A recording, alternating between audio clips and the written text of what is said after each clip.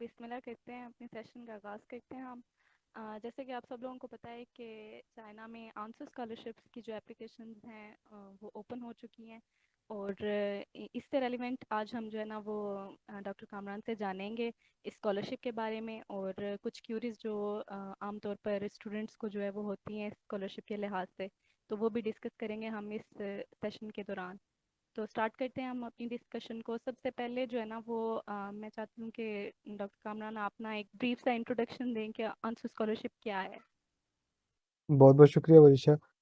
Actually आंसू scholarship यूँ समझ लें कि चाइना में मोस्ट प्रेस्टिजियस स्कॉलरशिप कंसिडर की जाती है।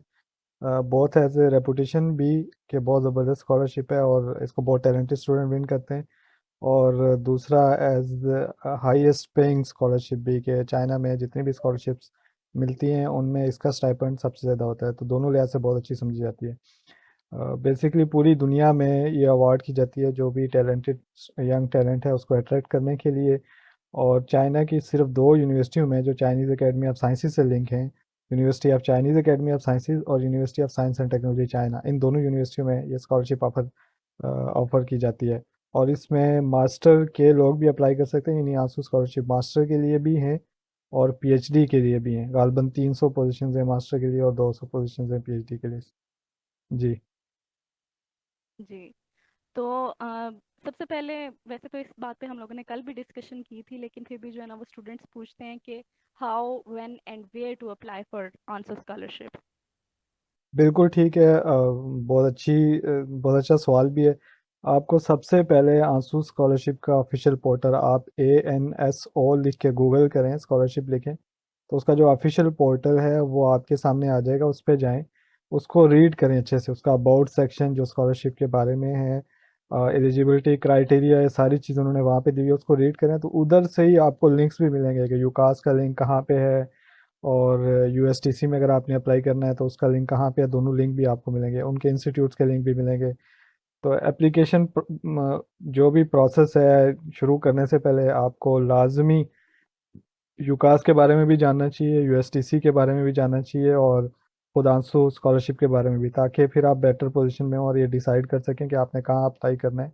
मैं एक और चीज़ ये कहूँगा कि आप पास जो लिस्ट हैं वो भी देख लें, तो उससे आपको ये आइडिया हो जाएगा कि कौन सी यूनिवर्सिटी में या कौन से इंस्टीट्यूट में किस सब्जेक्ट की कितनी सिलेक्शन नॉर्मली पिछले साल हुई थी, उसके राउंड अबाउट ही इस साल भी होनी है। तो उससे भी आपको आइडिया हो जाएगा कि आपको कहाँ पे अप्लाई करना है और कहाँ नहीं करना। जी। जी। और इसमें मैं ना एक बात ऐड करना चाहूँगी कि इसके लिए ना बहुत एक कॉम्प्रिहेंसिव होमवर्क जो है ना वो लाजमी जो है वो होना चाहिए। आपको जिस इंस्टीट्यूट में आप एडमिशन लेना चाहते हैं और जिस यूनिवर्सिटी में आप एडमिशन लेना चाहते हैं उसके बारे में आपको जो है ना वो एक कह लें कंप्लीट नॉलेज होना चाहिए, ताकि जी आपको बिल्कुल। पता हो कि मैं जो वो किस तरह से एप्लीकेशन अपनी स्टार्ट कर सकता हूँ। तो आपको एलिजिबिलिटी क्राइटेरिया जो होता है, यहाँ जो भी टर्म्स एंड कंडीशन है, टर्म्स एंड कंडीशंस तो बेसिकली आपकी सिलेक्शन के बाद डिस्कस होती हैं। तो जो एलिजिबिलिटी क्राइटेरिया होता है वो तो जैसे ही आपके पास आंसू स्कॉलरशिप आती है ना, अनाउंस होती है, तो वो वेबसाइट पे वैसे ही सारी जो है ना वो मैंशनड होते हैं। एलिजिबिलिटी क्राइटेरिया को आप सिंपली वहाँ से आपने रीड करना होता है। तो दूसरा सवाल जो है ना वो ये है कि कौन कौन से डॉक्यूमेंट्स इस स्कॉलरशिप के लिए रिक्वायर्ड होते हैं। तो one by one in documents को ज़रा मेंशन अच्छा। कर दें सर। जी। एक तो सबसे पहले आपको पासपोर्ट आपका बना होना चाहिए, बहुत बेसिक है, लेकिन बाद हमें देखता हूँ कि स्टूडेंट अप्लाई करने की बड़ी पुरजोश उसमें आते हैं और देखते हैं पासपोर्ट ही नहीं बना हुआ, जो बहुत इंपॉर्टेंट है। वो आपके पास होना चाहिए। उसके अलावा एजुकेशन, आपकी लास्ट डिग्री जो है वो पूरी होनी चाहिए, मस्ट है। बहुत अच्छी बात है, लेकिन अगर नहीं हो पा रही किसी वजह से तो आपको प्रोविजनल सर्टिफिकेट या होप सर्टिफिकेट अगर मिल रहा है तो वो आप ले लें। और उसमें ये मेंशन हो कि जून जुलाई से पहले पहले आपको डिग्री हर हाल में मिल जाएगी।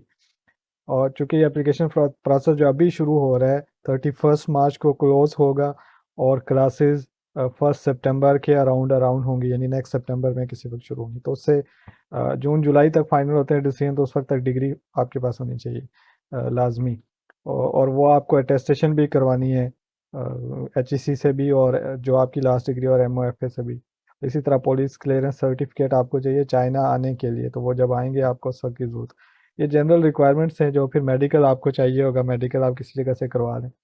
ये वो कुछ चीज़ें हैं। CV आपका बना होना चाहिए, जो मस्ट है। अलबत्ता कुछ ऐसी चीज़ें हैं जैसे एक्सेप्टेंस लेटर है, यूकास में एक्सेप्टेंस लेटर ऑलमोस्ट मस्ट है, उसके बगैर आप अप्लाई नहीं कर सकते। लेकिन यूएसटीसी में वो इंटरव्यू लेते हैं, एक्सेप्टेंस लेटर नहीं भी है फिर भी इंटरव्यू की कॉल आ जाती है, और उसके बाद आपके पास टाइम होता है कि आप प्रोफेसर सेलेक्ट कर सकें अगर आप इंटरव्यू में सेलेक्ट हो जाते हैं। बट इवन के अगर किसी जगह रिक्वायर नहीं भी है तो भी अगर आपके पास एक्सेप्टेंस लेटर हो तो उससे बड़ा अच्छा इम्पैक्ट पड़ता है। फिर अगर पब्लिकेशंस हैं तो ये एक और एक्स्ट्रा चीज़ है जो बहुत ही अच्छी बात है और आप पे अच्छा असर डालेगी आपकी एप्लीकेशन पे, रिसर्च का कोई एक्सपीरियंस है। जी। और रिसर्च प्रपोजल के बारे में आपका क्या ख्याल है? हाँ जी, रिसर्च प्रपोजल बिल्कुल बहुत ही इंपॉर्टेंट डॉक्यूमेंट है, और आपकी एवेलुएशन में जो भी फाइनल होनी है उसमें बड़ा इंपॉर्टेंट रोल भी प्ले करेगा। लेकिन उसके लिए आपको यानी फर्स्ट आप एक्सेप्टेंस लेटर लें या किसी प्रोफेसर से कांटेक्ट करें, और जब वो आपको एक्सेप्टेंस दे दें और विलिंग हो तो उनसे मिल के आप रिसर्च प्रपोजल बनाएं। जी, बहुत इंपॉर्टेंट डॉक्यूमेंट। सॉरी, मेरे ध्यान से उतर गई। और एक चीज़ मैं ऐड करूँगी कि लास्ट ईयर ये हुआ था कि यूएसटीसी में जिन बच्चों ने अप्लाई किया था ना, एप्लीकेशन के बाद उनका एक इनिशियल स्क्रूटनी टेस्ट हुआ था। तो फिर उस टेस्ट के बाद जो है वो इंटरव्यू के लिए शॉर्ट लिस्टिंग हुई थी। तो ये भी जी। आप अपने माइंड में रखें जब आप यूएसटीसी में अप्लाई कर रहे हैं तो। अच्छा, उसके बाद एक्सेप्टेंस मैंडेटरी है क्या? जैसे नहीं, आपने अभी जैसे मैंने बताया कहा कि मैंडेटरी नहीं, यूकास में ऑलमोस्ट मैंडेटरी है, क्योंकि यूकास का एप्लीकेशन पोर्टल अब इस तरह से बन गया है कि अगर आपके पास एक्सेप्टेंस नहीं है तो आप एप्लीकेशन सबमिट नहीं कर सकते। तो उस उधर बच जाता है बंदा कि किसी प्रोफेसर का ईमेल एड्रेस और वो लिख दें, लेकिन अगेन वो प्रोफेसर क्यों अप्रूव करेगा, तो वो अप्रूव प्रोफेसर की भी लाजमी चाहिए। इसलिए तो बेटर अगर ये है आपके कि पास आप, अप्रूवल हाँ है, जी, हाँ जी, प्रोफेसर से अप्रूवल बात है कर तो लें। फिर ईमेल जी। लिखें। जी, यूकास में, यूकास में तो ये ऑलमोस्ट लाजमी ही समझ लें। अलबत्ता यूएसटीसी में ये है कि इवन के आपके पास एक्सेप्टेंस नहीं है आप एप्लीकेशन सबमिट कर सकते हैं। वो आपको इंटरव्यू कॉल देंगे, जैसे इन्होंने वरीशा ने कहा कि पिछले साल उन्होंने टेस्ट भी लिया था तो आपको टेस्ट की कॉल भी आ सकती है, इस तरह की चीज़ें। तो अच्छा, तो दोनों में। ये जो जी। एक्सेप्टेंस है इसके लिए फिर प्रोफेसर को कांटेक्ट करना होता है। तो जी, किस तरीके से ईमेल प्रोफेसर को लिखनी है अप्रोच किया आपने, जाए, कैसे? प्रोफेसर अपनी फील्ड में जो भी आपकी रिसर्च डायरेक्शन है उसमें प्रोफेसर देख लें, वो वेबसाइट पे, आंसू की वेबसाइट पे भी लिंक्स दिए होंगे फैकल्टी के, और अगर आप यूकास और यूएसटीसी विजिट करेंगे तो वहाँ पे भी लिंक्स मिलेंगे। तो ईमेल आपने लिखनी है, सीवी आपने उसमें अटैच करना है, अपना सीवी अच्छा सा डिज़ाइन कर लें और उसको सेंड कर दें, और फिर प्रोफेसर के रिप्लाई का वेट करें। अगर वो एग्री करता है आपको सुपरवाइज करने के लिए तो बस यही समझ लें कि आपका एक्सेप्टेंस लेटर।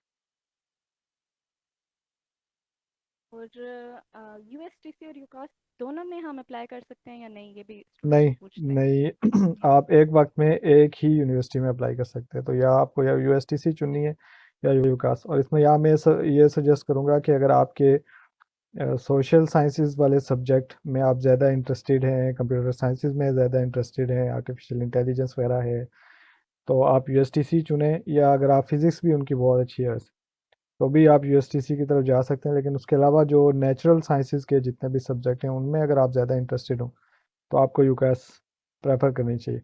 अलबत्ता फिर कुछ अच्छी चीज़ें हैं कुछ बुरी चीज़ें हैं। यूकास एज सच यूनिवर्सिटी नहीं है, ये रिसर्च इंस्टीट्यूट है। तो अगर आप रिसर्च में यानी आप रिसर्च को बहुत पसंद करते हैं तो बहुत बेहतरीन है, आप यूकास हैं। लेकिन अगर आप यूनिवर्सिटी लाइफ जो एक नॉर्मल होती है वो अगर आप चाहते हैं तो आपको यूएसटीसी की तरफ जाना चाहिए, वो यूकास में आपको शायद नहीं मिलेगी। तो इस तरह की चीज़ें हैं जो आप अगर रीड करेंगे यूकास और यूएसटीसी के बारे में तो आप बेटर पोजीशन में होंगे कि ये डिसाइड कर सके कि आपको कहाँ पे जाना है। जी।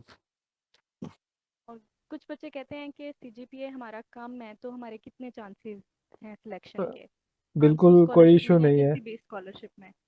बिल्कुल कोई इशू नहीं है। सीजीपीए कम भी है तो भी आपको ज़रूर अप्लाई करना चाहिए। बाज़ दफ़ा लक भी रोल प्ले करती है, लेकिन बाज़ दफ़ा ये होता है कि आपका जो प्रोफाइल है, आपने रिसर्च प्रपोजल किस तरह से बनाया है, या इवन फॉर एग्जांपल सीजीपीए कम है तो आपके पास पब्लिकेशन है या आपने कुछ एक्स्ट्रा करिकुलर एक्टिविटीज़ की हो तो उससे आप उसको जस्टिफाई भी कर सकते हैं।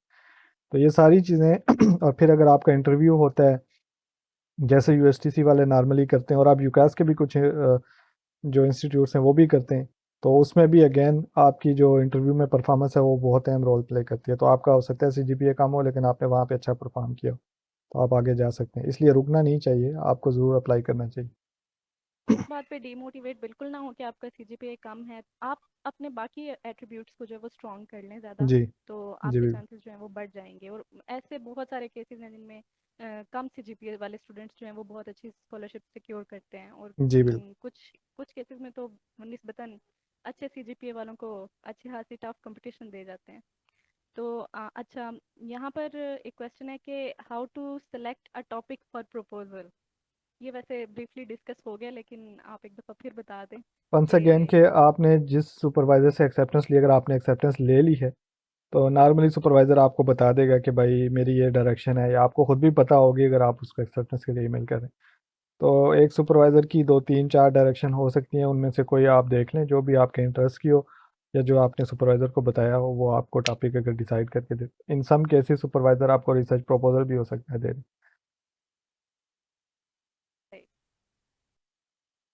सीवी को जी। इफेक्टिव करने के लिए क्या किया जाए? किसको? सीवी को। सीवी को यहाँ यूकास और यूएसटीसी में अगर आपने अप्लाई करना है तो जितनी रिसर्च पब्लिकेशन ऐड कर सकते हैं, आई मीन जितनी आपकी पब्लिकेशन होंगी उतना आपका अच्छा इम्पैक्ट भी बनेगा और चांसेस भी सिलेक्शन के ज़्यादा होंगे। बट अगेन के नहीं भी हैं तो फिर रिसर्च पब्लिकेशन नहीं है, सीजीपीए बेहतर है, कुछ एक्स्ट्रा करिकुलर एक्टिविटीज़ ऐड करें, कुछ एक्स्ट्रा कोर्सेज ऐड करें। तो इस तरह की चीज़ें, एक और छोटी सी वीडियो है मेरी, आप उसमें भी देख सकते हैं डिटेल के साथ कि आपको क्या क्या चीज़ें करनी चाहिए। जी। और एक्सेप्टेंस लेटर की क्या वैल्यू होती है? मतलब वो स्टूडेंट्स जो एक्सेप्टेंस लेटर के साथ अपनी एप्लीकेशन को प्रोसीड कर रहे हैं, और वो स्टूडेंट्स जिनके पास कोई एक्सेप्टेंस लेटर नहीं है, क्या डिफरेंस होता है इनमें? मैं अगेन ये कहूँगा कि काफ़ी बड़ा डिफरेंस है ये। इवन कि अगर एक्सेप्टेंस लेटर रिक्वायर्ड नहीं भी है तो भी अगर आप एक्सेप्टेंस लेटर के साथ जा रहे हैं तो जो भी सिलेक्शन में बैठे होंगे लोग उन पे बड़ा अच्छा इंप्रेशन पड़ेगा कि आपने ऑलरेडी प्रोफेसर से कांटेक्ट किया, आपने काफ़ी सारा काम कर लिया, आपने रिसर्च प्रपोजल बना लिया, उससे डिस्कस करके आप ऑलरेडी फेमिलियर हैं बहुत सारी चीज़ों से, तो उससे बड़ा अच्छा और पॉजिटिव इम्पैक्ट पड़ेगा। आपके चांसेस इंक्रीज हो जाते हैं जब आपके जी। पास एक्सेप्टेंस होती है, तो वो नेचुरली आपके चांसेस इंक्रीज हो। जी बिल्कुल। अच्छा, हम मल्टीपल इंस्टीट्यूट्स में एप्लीकेशन दे सकते हैं एट अ टाइम? नहीं दे सकते, बिल्कुल वो एप्लीकेशन सबमिट ही नहीं होनी, क्योंकि आप एक वक्त में वहाँ पे एक ही सुपरवाइज़र ऐड कर सकते हैं, दूसरे की गुंजाइश ही नहीं। और अगर किसी के पास पब्लिकेशन नहीं है, ज़ीरो पब्लिकेशन, फिर भी आपको रिसर्च ज़रूर अप्लाई पब्लिकेशन। करना चाहिए, पब्लिकेशन बहुत इंपॉर्टेंट चीज़ है। लेकिन अगर नहीं भी है तो जैसे मैंने कहा कि आप और चीज़ें देखेंगे क्या क्या ऐड कर सकते हैं, जैसे कुछ आप एक्स्ट्रा करिकुलर एक्टिविटीज़ कर लें, कुछ आपका सीजीपी अगर अच्छा है तो वो एक अलग इम्पैक्ट होगा। फिर अगर आपने कुछ एक्स्ट्रा कोर्सेज़ किए हुए हैं, ऑनलाइन कोर्सेज़ जिनको मॉक कहते हैं, वो अगर आपने किए हुए हैं तो बहुत ही अच्छी बात है। और फिर अगर आपको इंटरव्यू में और रिसर्च प्रपोजल लिखने का मौका मिलता है तो ये दोनों काम बहुत अच्छे से करें। तो इवन कि अगर पब्लिकेशन नहीं है लेकिन ये चीज़ें अगर आपने अच्छे से की तो काफ़ी अच्छे चांस होंगे आपकी सिलेक्शन। और स्कॉलरशिप के लिए आइल्स, डिग्री, ऐसे कोई टेस्ट रिक्वायर्ड है?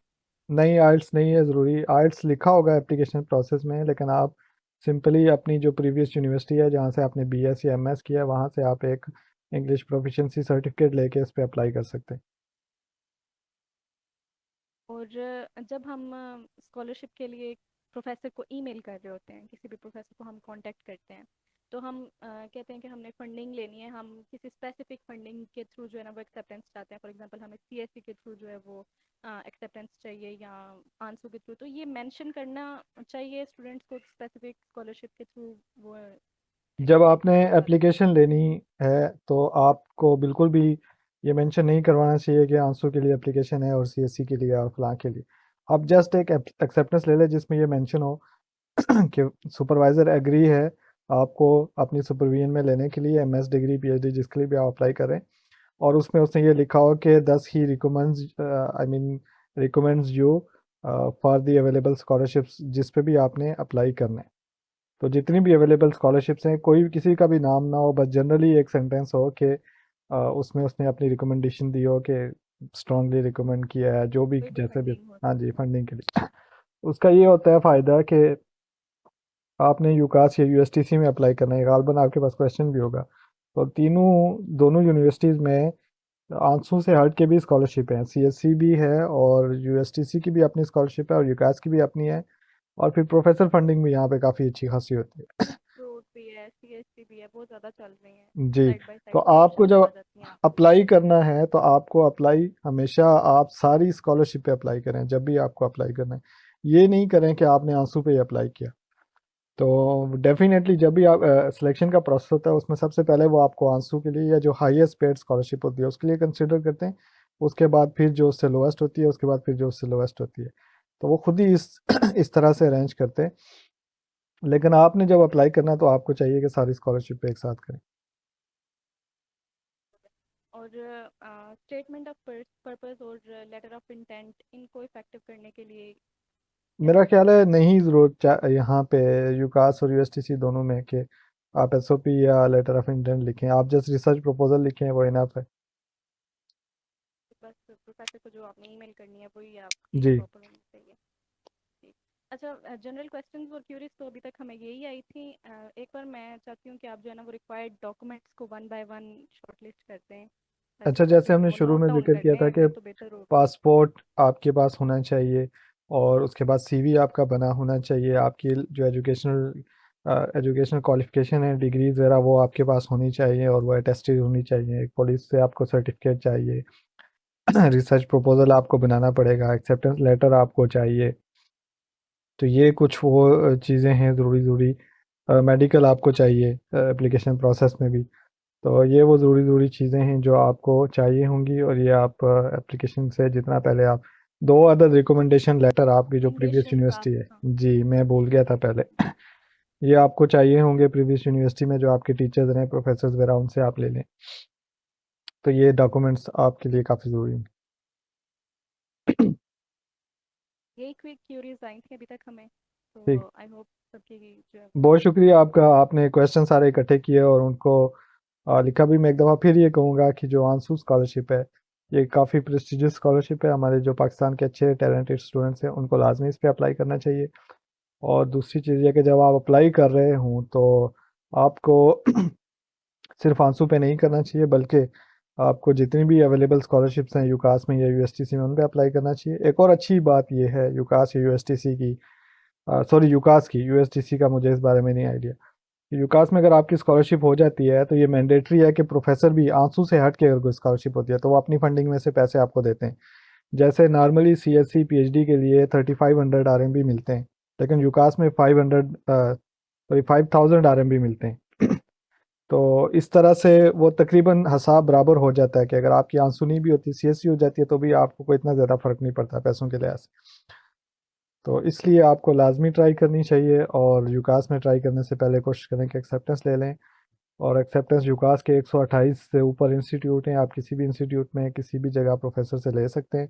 आप उनसे कांटेक्ट करें, ईमेल एड्रेसेस आपको वेबसाइट से मिल जाएंगे, वेबसाइट लाजमी विजिट करें, वहाँ पे लिंक्स भी आपको मिलेंगे यूनिवर्सिटी के बारे में, स्कॉलरशिप के बारे में, वो भी अच्छे से रीड करें और कोशिश करें। मुझे उम्मीद है इंशाल्लाह आपकी स्कॉलरशिप हो जाएगी इंशाल्लाह। बहुत शुक्रिया ऋषि आपका भी। शाकिला आपका, आपने मुझे मौका दिया इस सेशन को ज्वाइन करने का। बहुत शुक्रिया।